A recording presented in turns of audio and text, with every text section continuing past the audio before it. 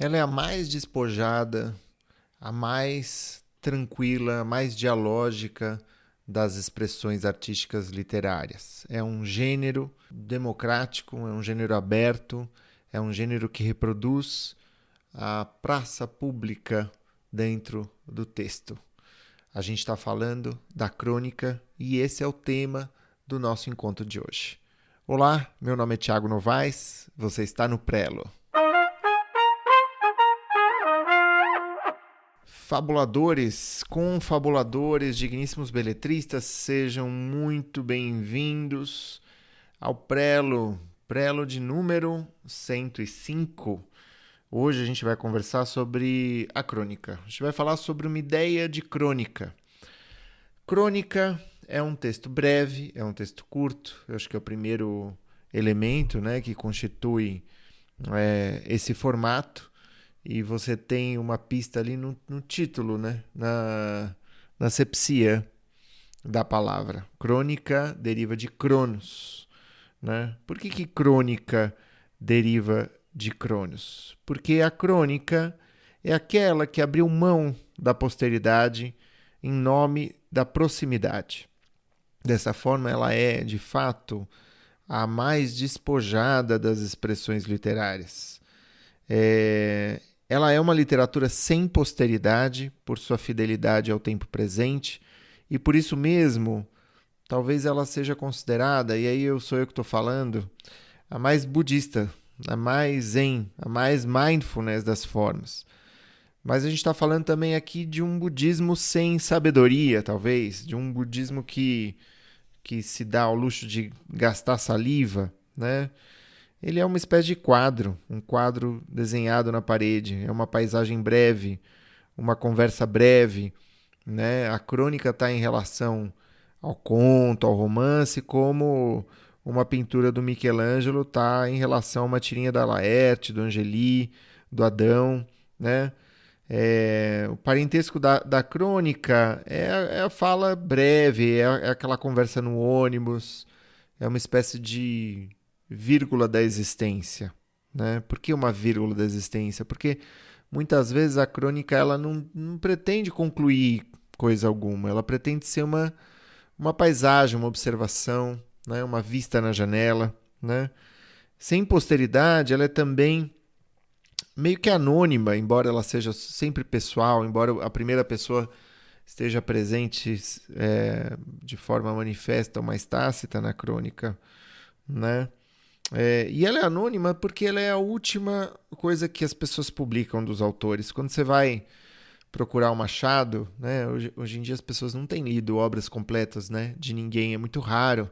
Somos nós, escritoras, escritores, que temos essa paixão pela palavra, pela leitura. Nós somos esses arqueólogos das bibliotecas, os arqueólogos das livrarias, sabe? A gente não se contenta com um livro, a gente quer conhecer outro e outro e outro. Mas, em geral, o que as pessoas buscam é o melhor daquele autor, ou o melhor daquela autora. Então, vão para o Machado, as pessoas costumam ir para Memórias Póstumas, as pessoas costumam ir para Quincas Borba, mesmo para os contos, mas ninguém vai para a crônica do Machado. Aliás, tem muita gente que fala, não, que crônicas são essas no Machado? E se você, né, se atreve a abrir uma dessas crônicas, eu fui atrás de um livro de crônicas que foi publicado pela Folha, Crônicas Escolhidas, é uma publicação de muitos anos atrás. Você pode encontrar em sebo, em papel jornal, amarelado, porque as pessoas não procuram, esses livros não são reeditados. E eu encontro aqui uma crônica do Machado chamada Visita de uma Anarquista.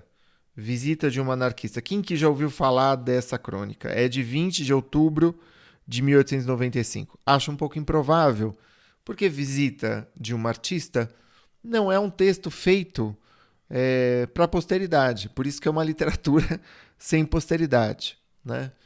Mas nem por isso ela não é elegante. Somente na pena machadiana ela é muito elegante. Né? Eu vou ler aqui, né, algumas linhas dessa crônica só para você tentar entender um pouco o que caracteriza isso, em que medida que a crônica se diferencia do conto, né, da novela e de outros gêneros, né, que é uma das perguntas que as pessoas sempre fazem de saída. Então, Machado diz assim, nessa data: vamos ter no ano próximo uma visita de grande importância. Não é Leão XIII, nem Bismarck, nem Crisp. O que você sabe de Bismarck? Talvez Bismarck seja a figura mais... ou seja, que tenha ficado para a história, né? Leão XIII, pouca gente se lembra do que, né, desse Papa e tal.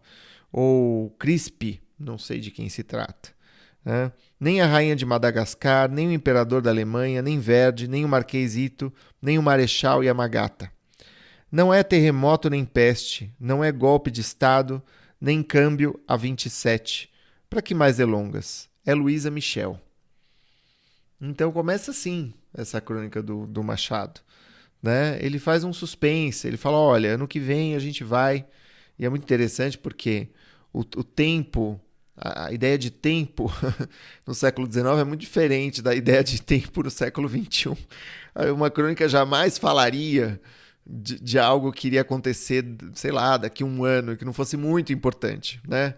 Em geral, a crônica tem falado do que aconteceu ontem, do que aconteceu semana passada, na semana que vem, né? Porque é tanta coisa que acontece que a gente precisa se agarrar àquilo que está acontecendo agora, porque as outras coisas as pessoas tendem a esquecer, né? E a crônica segue assim, falando de coisas que o leitor da nossa época desconhece. Ele não está conversando conosco. Isso é muito interessante, né? E é por isso que ela é a última coisa que as pessoas, que as editoras publicam, porque o habitat dela é o papel jornal, né? Que vai enrolar a banana na feira, né? Esse é o destino mais digno das notícias. E hoje em dia, por que não? Ela é também, né, o post no Instagram, o post nas redes sociais, o textão, né, que dentro de um espaço de um livro é um textinho, né? Textão é romance pra gente, né?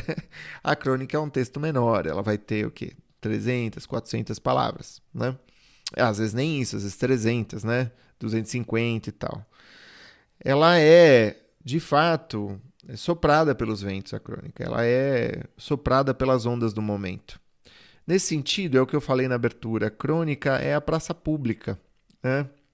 Você pode falar na crônica sobre Shakespeare, você pode falar sobre Arthur Lira, você pode falar da crise do turismo na Europa, você pode falar sobre o garimpo no Pará, você pode contar uma história, né? Mas essa história fatalmente tomará o formato de caos, de anedota, de ilustração ou algo do gênero, né? Isso porque a crônica ela é pessoal, como eu disse, né? E a crônica é um diálogo. Os personagens principais da crônica são o autor e o leitor. Embora nenhum deles possa estar mencionado, a crônica sempre tem um tom ali, uma aura de caro leitor, né? Caro leitor, né? Ainda que sejam os pronomes ocultos, né? E por que é um diálogo? Porque ali você tem a raiva, a ironia, você tem a opinião, né? Você tem a dissensão, você tem a cumplicidade, você tem o interesse imediato, a identificação está muito presente na crônica, né? A vontade de ensinar, a vontade de aprender, o desejo de convívio, a cumplicidade dos contemporâneos, né? E da pessoalidade você tem e retém a aproximação física, como se o texto fosse dependente da figura do autor, né? É como se a graça da literatura contasse com o sentimento de presença desse autor, né? Então, quando eu leio uma crônica do Rui Castro, né, na página 3 ali do jornal da Folha de São Paulo, eu escuto o Rui Castro. Eu sei que ele é um cara que escreve biografias, eu sei que ele é um sujeito para quem a música que importa é uma música mais antiga, é uma música... O cinema também, tudo ali precede a década de 80, década de 70, né? é tudo que importa para ele, é o que vem, é o anterior a isso. Ele tem muita pesquisa sobre isso. É um cara muito interessante, muito estudado, né? Tem biografias riquíssimas. E é esse sujeito. E aí eu leio uma crônica dele, esse sujeito está sempre ali diante de mim na leitura. É muito diferente de quando você lê um romance. Quando você lê um romance, você se concentra nos personagens, você esquece, né? Do autor, de alguma maneira. De alguma maneira, obviamente, né? Então, essa presença do autor, ela é constante na crônica. Uma crônica feita por uma inteligência artificial, por exemplo, seria um relatório utilitarista, funcional do Google, né? Ele nunca se sustentaria, nunca pararia de pé, porque ela precisa, de fato, dessa pessoa, desse imaginário pessoal ali por trás, né? Por isso, a crônica encena a peça da oralidade textual, o jeito de falar, o estilo, o sotaque. Esses são tão ou mais importantes quanto aquilo que se vai dizer. Ora, eu acabei de mencionar aqui a crônica machadiana. Vou retomar. Vamos ter no próximo ano uma visita de grande importância. Não é Leão XIII, nem Bismarck, nem Crispe, nem a Rainha de Madagascar, nem o Imperador da Alemanha, nem Verdi, nem o Marquês Ito, nem o Marechal Yamagata. Não é terremoto, nem peste. Não é golpe de Estado, nem câmbio a 27. Olha que interessante. Olha a ideia de ritmo. Olha esse estilo. Olha esse sotaque, né? Isso é muito curioso, é muito interessante. Você vê que a crônica é um texto curto, tá lá o Machado, né, perdendo tempo. Está perdendo tempo. Às vezes você fala, não, está perdendo tempo, tem que dizer, chega logo ao que interessa. E, no entanto, o Machado não tem pressa, né? Porque ele é um grande autor e ele sabe que você, com estilo, com modo de dizer, ele consegue capturar a sua atenção e dar ênfase e dar mais destaque a essa figura que de fato virá, né, ao Rio de Janeiro, que é esta tal de Luísa Michel, que é uma anarquista, né, no século XIX. Tem algo, portanto, na crônica, ou seja, é isso, né? O estilo na crônica é o sotaque. E o sotaque a gente não busca, a gente encontra, né? É algo que a gente deixa que se expresse, né? E tem algo na crônica de uma urgência calma, né? Ele termina antes de começar. Olha que curioso. O começo e o fim podem ser um curso de rio sutilmente alterados, né? Quase imperceptivelmente alterados. O limite dele é o espaço do meio, é a distração do leitor, é a piscadela, é aquele espaço entre um bocejo e uma piscadela, não é?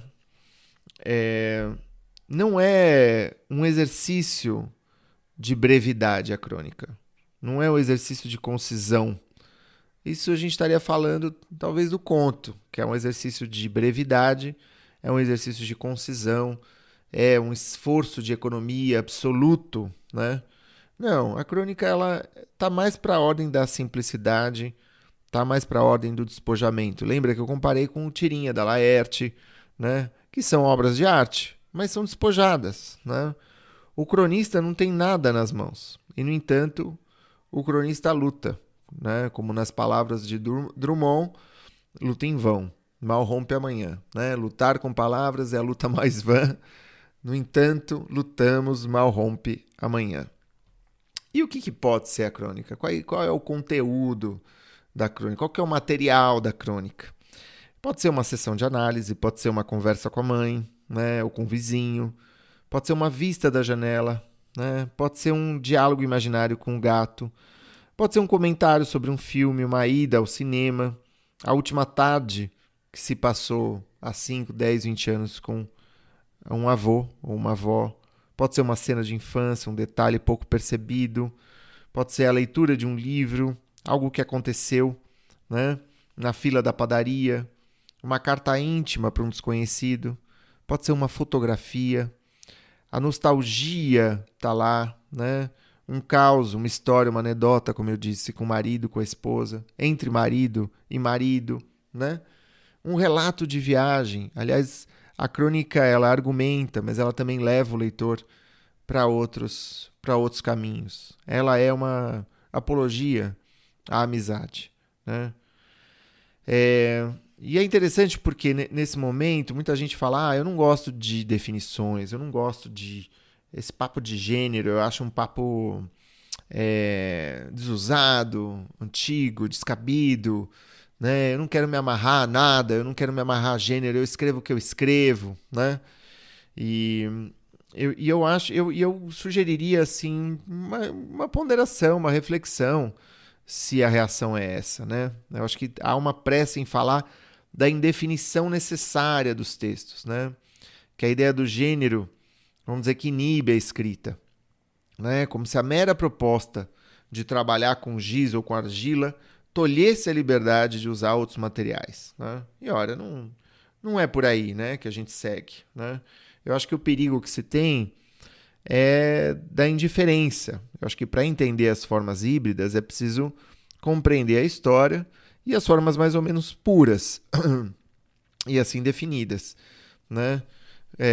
Ou senão a gente incorre num risco de inventar roda, né? Não dizer nada por medo de dizer alguma coisa, né? Por medo de se especializar, permanecer no gesto do filho que martela as teclas de um piano apenas atrás de palma, de reconhecimento mais ou menos gratuito, né? Do aplauso, daquela eterna confirmação da própria importância, né? A crônica é muito interessante porque a minha história com a crônica, eu devia ter começado, né, com isso, mas eu comecei com as crônicas, sabe? E as minhas crônicas, elas antecedem os meus livros. Eu tinha acabado de me formar na graduação, tinha entrado no mestrado, e eu sentia que aquele espaço do mestrado era a oportunidade de conversar, de publicar, de escrever, né? De inaugurar, vamos dizer, esse gesto mais sistemático de escrita literária, né? Eu tinha 21, 22 anos, alguma coisa assim. E aí o que eu fiz? Eu reuni um e-mail de algumas pessoas que eu conhecia, colegas da faculdade, parentes, primos, né? Os e-mails que eu tinha ali, né? Estamos falando de 2001, 2002, né? Não tinha nem Facebook nessa época. E o que eu fazia? Eu escrevia, eu criei um projeto pessoal, né? Para tentar ser, né? Apresentar, né? Com certa regularidade a coisa. Então, toda semana, era o projeto Crônica da Semana. Então, toda semana eu escrevia, né? E mandava para as pessoas. E, vamos dizer, esse retorno das pessoas me alimentava, me mantinha no eixo para escrever, para pensar, né? E tinha semanas que era difícil escrever. Tinha semanas que era mais fácil, tinha semanas que, né, que a coisa fluía, tinha semanas que eu escrevia 2 crônicas, né? Claro que eu não mandava as 2, eu guardava para a semana seguinte, e isso me daria, vamos dizer, a oportunidade de trabalhar e retrabalhar, né? Mas o prazo da crônica é muito interessante, porque ele, de algum modo, ele vai combater esse tal desse perfeccionismo que a gente costuma carregar, né? Essa ideia de, olha, eu vou revisar, vou revisar, vou revisar, mas uma hora eu vou entregar. E eu tenho esse prazo para entregar. A minha proposta é não me deixar obcecar pela coisa, né? E isso me ajudou muito, sabe, a me constituir como autor. Essa regularidade, esse público, né? E essa gratuidade na troca, né? As pessoas liam pelo prazer de ler, né? Liam porque gostavam das minhas reflexões, porque gostavam do meu estilo, e as pessoas que não gostavam, elas se afastavam, se retiravam, me arrastavam para a caixa de spam. Não importava, porque eu tinha aquele público. Isso que é interessante, né? Quando você tem um público, uma rejeição não é tão importante assim. E é muito interessante, porque, sei lá, 10 anos depois, 12 anos depois, eu profissionalizei esse movimento. A coisa ganhou tamanho e eu abri o canal Escrita Criativa, foi em 2014, 2015, não, 2015. Eu inaugurei, né, o canal Escrita Criativa. E eu comecei as minhas crônicas da semana, só que para um público que não era de pessoas conhecidas, próximas, era um público maior, né? Então esse público, a comunidade da qual você faz parte, tinha 500 pessoas, depois a gente chegou a 1.000, depois 2.000, 5.000, 10.000, né? Isso ao longo de anos, né? Vamos dizer, esse vínculo que a gente tem é um vínculo cultivado ao longo de muitos anos por meio das crônicas, né? Veja só, né? Os e-mails que eu mando a cada 15 dias, né? E esses prelos, né, que eu envio, os episódios do prelo que eu envio, são expressões da crônica. E como eu disse, né, a comunidade foi aumentando, né, 5, 10, 20, 30. Hoje são mais de 50.000 pessoas, né, e é uma comunidade é uma comunidade ativa. Então, as pessoas que não abrem os meus e-mails, que não leem as minhas mensagens, eu tiro dessa lista. Elas saem da lista. Eu não gosto de manter esse vínculo de spam. Então, quem tá comigo, né?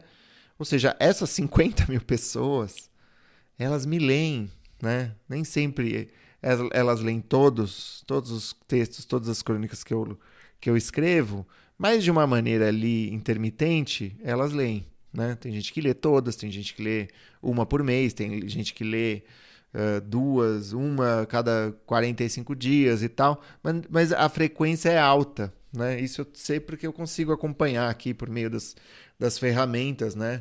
Desse mail marketing, né? Da qual isso faz parte hoje em dia. E é muito curioso, porque cai para mim a ficha de que a crônica ela é a minha expressão. Eu me chamo de psicanalista, de romancista, de professor de criação literária. Eu nunca me chamo, nas mini bios eu me apresento como cronista. E provavelmente nunca vou me apresentar, né? Mas a crônica talvez seja, né? Se eu parar para pensar que todas as semanas eu tenho ali 15.000 leitores ativos que naquela semana abriram e-mail, 15.000, 16.000, às vezes mais, às vezes 20.000, eu chego à conclusão de que a crônica vamos dizer, esse gênero literário pelo qual eu encontro as pessoas, né? E não é à toa, porque a crônica ela faz isso, né? Ela tem esse poder, né? E fica para você esse convite de que a crônica seja, vamos dizer, um método de diálogo, de experimentação, seja nas redes sociais, seja com esse formato, né, de meio marketing, né, de comunidade que Substack, hoje em dia você tem vários meios, vários formatos, né, que você pode utilizar, né? E se você quer saber mais, entender mais como funciona a crônica, como funciona o gênero curto, eu convido você a participar da formação Introdução à Escrita Criativa, né, que está na descrição desse episódio, né? É uma conversa mais longa, é uma conversa muito interessante e é um convite que eu faço para você para continuar nesse diálogo, para continuar nessa conversa. Então, está convidada, está convidado. Não deixa de se inscrever no canal, não deixa de se inscrever no Prelo, né? Dá 5 estrelas se você curtiu no seu tocador favorito e compartilhar com suas colegas, com seus amigos, com outros escritores da sua comunidade. Um grande abraço e a gente segue conversando. Tchau!